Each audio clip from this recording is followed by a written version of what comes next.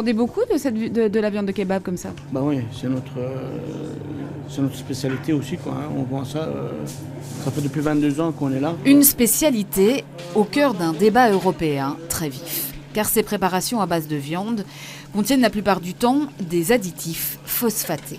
Désormais autorisés par l'Union européenne, leur utilisation dans les kebabs bénéficiait jusqu'ici d'un flou juridique. Ni permise, ni interdite.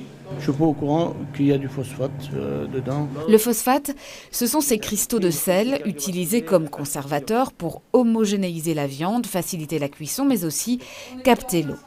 Non sans risque pour la santé. Ces substances, évidemment, jusqu'à présent, on pensait qu'elles ne comportaient qu'un risque pour les patients avec insuffisance rénale, chez qui ça a augmenté le risque de mortalité, notamment cardiovasculaire.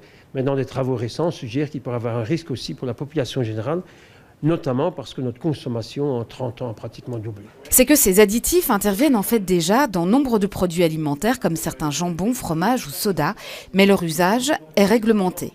Qu'en sera-t-il pour les kebabs? On peut réglementer déjà avec des normes, comme on fait pour les autres produits.